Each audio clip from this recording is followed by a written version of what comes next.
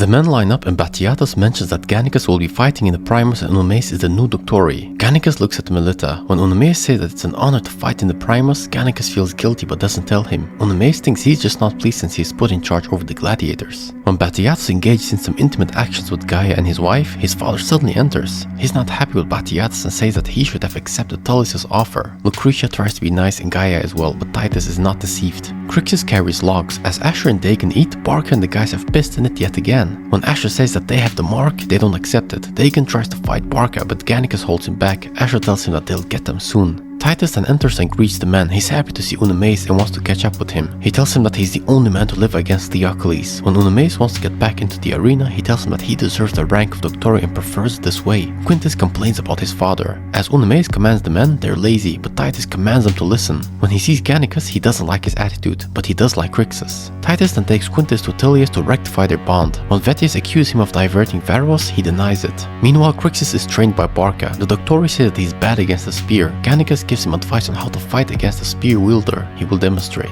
Varros returns with someone to enjoy more of the intimate acts of the house. When Lucretia denies it, he says that he will retract the Primus, so they then prepare someone. After Titus comes out, he tells Quintus that Gannicus will no longer fight in the Primus. He must tell Varros that Gannicus got injured during training. Tullius also shows that Quintus' men will fight one another. One of the virgin girls was heavily abused and is distressed. We then see the pigeons gone in Barca's room. Asher and Dagon have eaten them. The men attack them. They go back and forth punching and throwing. Eunomaus tells them to stand down, but he's accidentally hit by Dagon and Gannicus jumps in. When Titus enters, they stop fighting. He tells them that they're brothers and the Primus has been stripped of them now. The men prepare for the games. Titus will also be attending. Gnaeus fights Barca. Batiatus believes in Crixus. Titus watches the games alongside Tullius. Barca then throws Gnaeus and holds a knife against his throat. Varros likes it and grants him life as Batiatus was accommodating to him. Titus then feels somewhat unwell and says that it's the heat and dust. Titus then offers a final battle from the house of Batiatus. Crixus enters and everyone boos him. When Octus enters, people celebrate. As they begin fighting, Crixus gets cut, but he also managed to cut Octus. Crixus tries to take away the spear, but he doesn't manage. However, when the man strikes his shield, he cuts his spear in half,